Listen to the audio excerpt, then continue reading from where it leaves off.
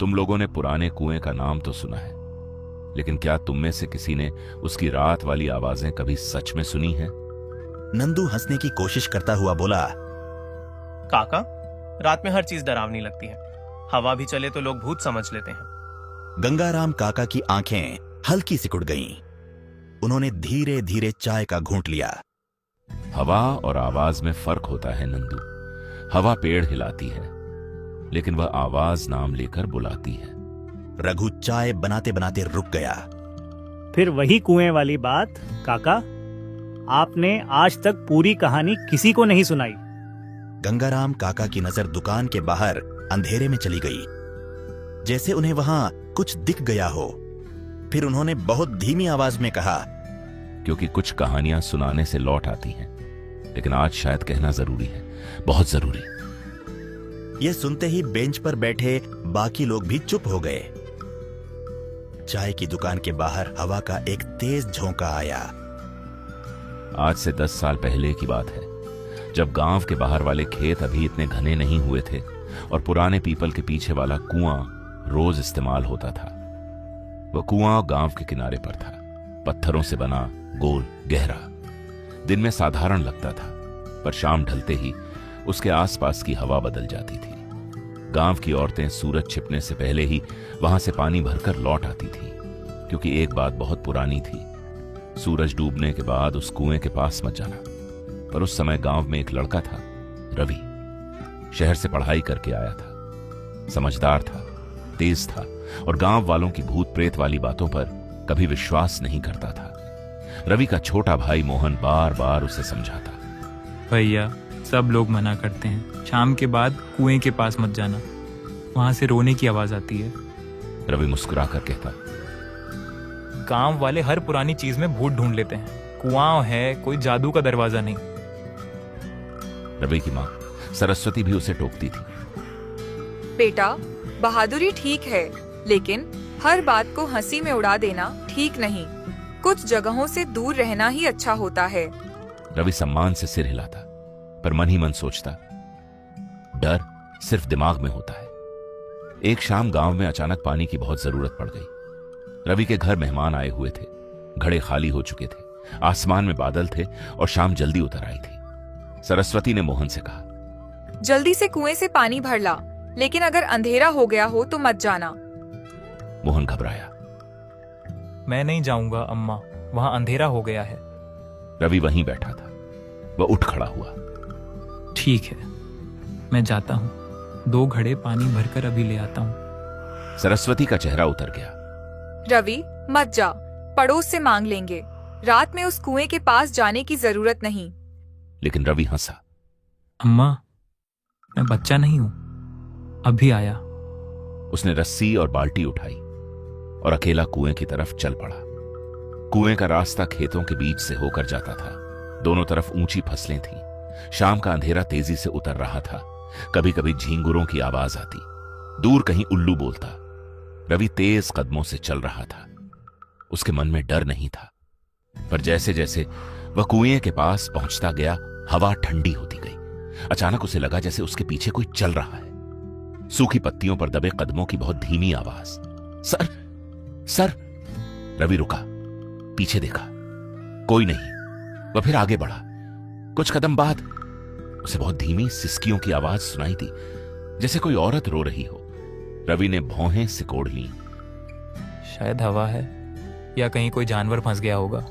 लेकिन जैसे जैसे वह कुएं के करीब पहुंचा, आवाज साफ होती गई। वह रोना नहीं था, वह किसी के घुटी हुई सांसों के बीच निकली करुण आवाज थी, जैसे कोई गहरे अंधेरे में फंसा हुआ हो।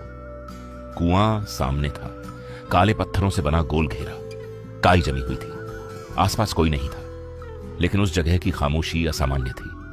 रवि ने घड़ा रखा, रस्सी खोली, बाल्टी कुएं में डालने ही वाला था कि उसे आवाज सुनाई दी, पानी, थोड़ा पानी।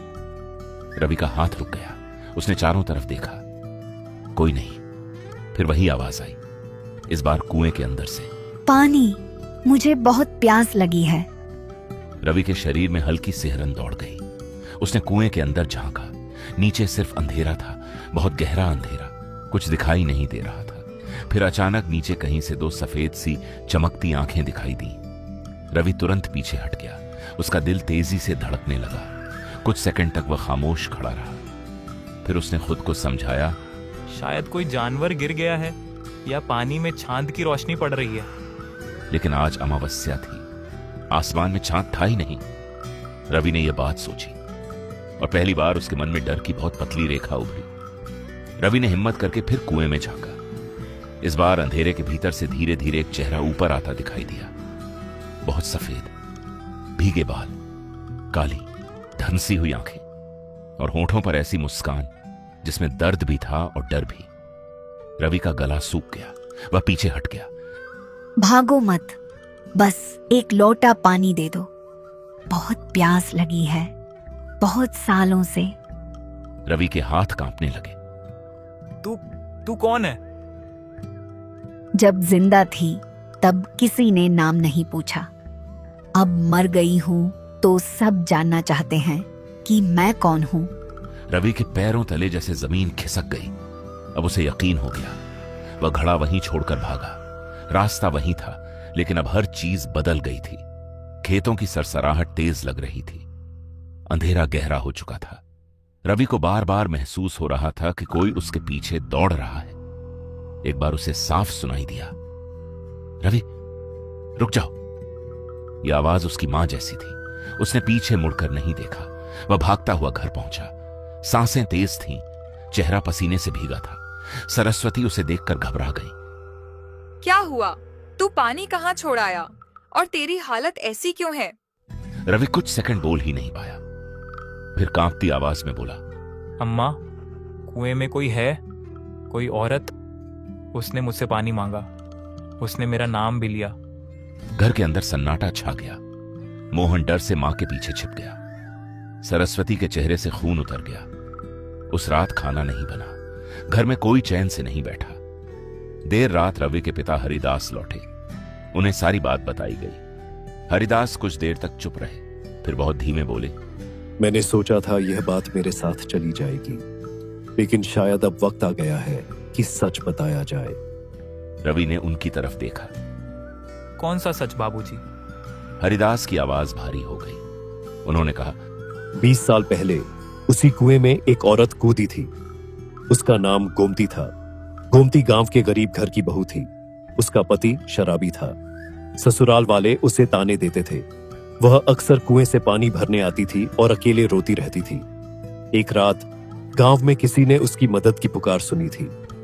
बहुतों ने सुनी थी, लेकिन सबने दरवाजे बंद कर लिए। सुबह उसका शव कुएं में मिला।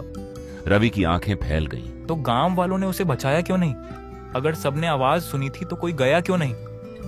हरिदास ने नजरें झुका ली। क्योंकि सबको डर था, बदनामी का, झगड़े का, पुलिस का। और कुछ लोग सोचते रहे कि कोई और चला जाएगा। सरस्वती की आंखें भर आईं। उस रात इंसान नहीं मरे थे, इंसानियत मरी थी। हरिदास ने आगे कहा, मरने से पहले गोमती बार बार पानी मांग रही थी। कहते हैं उसका गला सूख रहा था, लेकिन किसी ने एक लोटा पानी तक नहीं दिया। रवि को अचानक कुएं वाली आवाज याद आई, बस एक लोटा पानी दे दो। उसके शरीर में फिर ठंड उतर गई। उस रात रवि सो नहीं पाया। आधी रात बीत चुकी थी। घर के बाकी लोग लेटे थे, लेकिन किसी की आंखों में नींद नहीं थी। तभी बाहर से घड़े के गिरने की आवाज आई, ठनन। फिर आंगन से पानी के छलकने जैसी आवाज। रवि उठ बैठा। मोहन भी कांप गया। भैया, बाहर कोई है? हरिदास ने लालटेन जलाई। आंगन का दरवाजा खोला। बाहर जो दिखा उसे देखकर सबके पैरों तले जमीन खिसक गई। आंगन में वही घड़ा रखा था जो रवि कुएं के पास छोड़ आया था। घड़े के किनारों से पानी टपक रहा था और घड़े के पास गीले पैरों के निशान थे, नंगे पैरों के। वह निशान आंगन से शुरू होकर सीधे घर के दरवाजे तक आए थे, फिर अचानक गायब। सरस्वती की चीख निकल गई। हरिदास की उंगलियां सौ लालटेन के हत्थे पर कस गईं। रवि स्तब्ध खड़ा रह गया।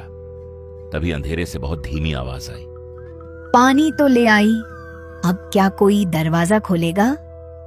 अगली सुबह यह बात पूरे गांव में फैल गई। लोग इकट्ठा होने लगे। कोई कहता, गोमती लौट आई है। कोई कहता यह रवि का भ्रम है, कोई कहता उस कुएं को पत्थर से बंद कर देना चाहिए। चौपाल में पंचायत बैठी। रवि, हरिदास, गंगाराम काका और गांव के कुछ बुजुर्ग वहां थे। गांव का मुखिया बोला, अगर कुएं में सच में कोई बुरी छाया है तो उसे बंद करना होगा। यह गांव के लिए खतरा है। लेकिन गंगाराम काका ने पहली बार ऊंची आवाज में विरोध किया। कुएं को बंद करने से आवाज बंद नहीं होगी। वह प्यास, वह अन्याय, वह आखिरी पुकार पत्थर से नहीं दबेगी। चौपाल में सन्नाटा छा गया। रवि ने पहली बार दृढ़ स्वर में कहा, अगर गोमती की आत्मा भटक रही है तो वजह कुआं नहीं, हम लोग हैं। हमने उसकी आवाज सुनी थी पर मदद नहीं की।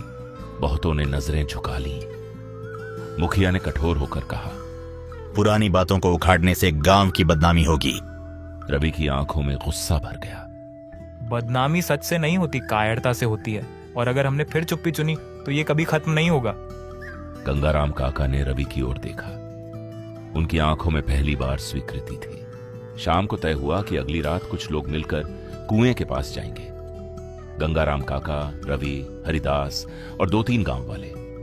लेकिन जैसे जैसे रात नजदीक आई, बहादुरी कम होने लगी। एक एक कर लोग बहाने बनाने लगे। किसी की तबीयत खराब, किसी की गाय बंधी नहीं, किसी के घर मेहमान। आखिर में सिर्फ 3 लोग बचे, रवि, हरिदास और गंगाराम काका।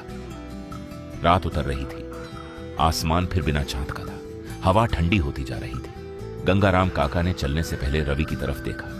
आज अगर वह फिर पानी मांगे तो डरना मत, लेकिन जो भी हो उसकी आंखों में ज्यादा देर मत देखना। रवि ने धीमे से सिर हिलाया। हरिदास ने अपने बेटे के कंधे पर हाथ रखा। अगर कुछ गलत लगे तो पीछे हट जाना। बहादुरी और जिद में बहुत फर्क होता है। रवि ने जवाब दिया। आज सच जाने बिना नहीं लौटूंगा। तीनों लालटेन लेकर कुएं की ओर बढ़े। खेतों के बीच पगडंडी पर चलते हुए उनके कदमों की आवाज ही सिर्फ सुनाई दे रही थी। कुएं के पास पहुंचते ही हवा एकदम ठंडी हो गई। लालटेन की लौ कांपी और फिर कुएं के अंदर से बहुत धीमी आवाज आई, पानी। रवि का दिल जोर से धड़कने लगा। गंगाराम काका ने कुएं के पास जाकर नीचे देखा। हरिदास वहीं ठिठक गए। फिर दूसरी आवाज आई, आज कोई आया है? अंधेरे कुएं के भीतर से धीरे धीरे एक सफेद हाथ ऊपर उठता दिखाई दिया। उंगलियां पतली थीं, भीगी हुई, काई लगी हुई, और उसी पल तीनों की लालटेन एक साथ झपकी। हरिदास एक कदम पीछे हटे, लेकिन गंगाराम काका वहीं खड़े रहे। फिर कुएं के भीतर से वहीं आवाज आई, आज कोई आया है? गंगाराम काका ने कांपते हाथों से लोटा उठाया। उन्होंने पानी भरा और धीरे से कुएं के किनारे रखा। गोमती, उस रात तुझे पानी नहीं मिला, आज तेरी प्यास अनसुनी नहीं जाएगी। कुछ पल सन्नाटा रहा। फिर कुएं के अंदर से धीमी सिसकी सुनाई दी। पानी की सतह हिली और धीरे धीरे एक चेहरा ऊपर दिखा। भीगे बाल, पीला चेहरा, काली आंखें और उनमें ऐसा दुख जिसे देखकर रवि की रूह कांप गई। तुम क्या चाहती हो? गोमती की आवाज टूटी हुई थी। पानी नहीं, न्याय। मुझे प्यास ने नहीं मारा था, मुझे लोगों की चुप्पी ने मारा था। हरिदास की आंखें झुक गईं। हमने गलती की। हमने तेरी आवाज सुनी लेकिन डर गए। गोमती की आंखों में अचानक लाल चमक उभरी। डर गए? मैं भी डरी थी। मैं भी दरवाजों पर उम्मीद लेकर गई थी, लेकिन सब ने मुझे अकेला छोड़ दिया। हवा तेज हो गई। कुएं के आसपास सूखे पत्ते उड़ने लगे। लालटेन की लौ कांपने लगी। रवि ने साहस करके आगे कहा, अगर हम सच सबके सामने कहें, अगर गांव तेरे साथ हुआ अन्याय माने, तो क्या तू शांत हो जाएगी? गोमती कुछ पल चुप रही, फिर बहुत धीमे बोली, सच दबा था, इसीलिए मैं बंधी रही। अगर सच जिंदा होगा तो शायद मैं भी मुक्त हो जाऊं। तभी कुएं के पानी में अचानक हलचल हुई, जैसे नीचे से कोई और ताकत उसे खींच रही हो। गोमती का चेहरा दर्द से भर गया। जल्दी करो, सुबह से पहले, वरना मैं फिर लौटूंगी। अचानक उसका चेहरा फिर अंधेरे में डूब गया। सिर्फ गहरा पानी बचा। तीनों कुछ पल चुप खड़े रहे। गंगाराम काका ने दृढ़ स्वर में कहा, अब पंचायत अभी होगी, रात में ही होगी। आज फिर चुप रहे तो ये श्राप कभी खत्म नहीं होगा। तीनों सीधे गांव लौटे। ढोल बजाकर लोगों को चौपाल पर बुलाया गया। आधी रात को पूरा गांव डरते डरते इकट्ठा हुआ। मुखिया नाराज था। रात में सबको क्यों बुलाया गया? रवि आगे बढ़ा। उसकी आवाज कांप रही थी लेकिन शब्द साफ थे। क्योंकि 20 साल पहले इस गांव ने एक औरत को मरने दिया था। आज अगर सच नहीं बोले तो वह मौत लौट लौट कर हमें बुलाती रहेगी। चौपाल में सन्नाटा छा गया। हरिदास ने सबके सामने सिर झुका दिया। हाँ, हमने उसकी आवाज सुनी थी। वह पानी मांग रही थी, मदद मांग रही थी, लेकिन हम में से कोई नहीं गया। एक बूढ़ी औरत रो पड़ी। हम सब दोषी हैं। हमने बदनामी के डर से उसकी जान जाने दी। मुखिया का चेहरा उतर गया। गंगाराम काका ने ऊंची आवाज में कहा। धीरे धीरे एक एक करके सबने सिर झुका दिया। आज सब लोग मानो गोमती की मौत हादसा नहीं थी, वह हमारी कायरता से मरी थी। कुछ औरतें रोने लगी, कुछ आदमी चुप खड़े रहे। आखिर मुखिया ने भी कहा, हाँ, हम सबने गलत किया था। आज से गोमती को भुलाया नहीं जाएगा। गंगाराम काका ने रवि की ओर देखा। चलो, अब ये बात उसी कुएं के सामने कहनी होगी। पूरे गांव के कुछ लोग मशाल लेकर कुएं तक पहुंचे। रात और गहरी हो चुकी थी। हवा बर्फ जैसी ठंडी थी। कुएं के पास पहुंचते ही मशाल की लौ कांपने लगी। गंगाराम काका आगे बढ़े। गोमती, आज पूरा गांव तेरे सामने सिर झुकाता है। तेरे साथ अन्याय हुआ और हम सब उसके दोषी हैं। रवि ने लोटा भर पानी कुएं के किनारे रखा। कुछ पल कुछ नहीं हुआ। फिर कुएं के भीतर से बुलबुले उठे। पानी गोल गोल घूमने लगा।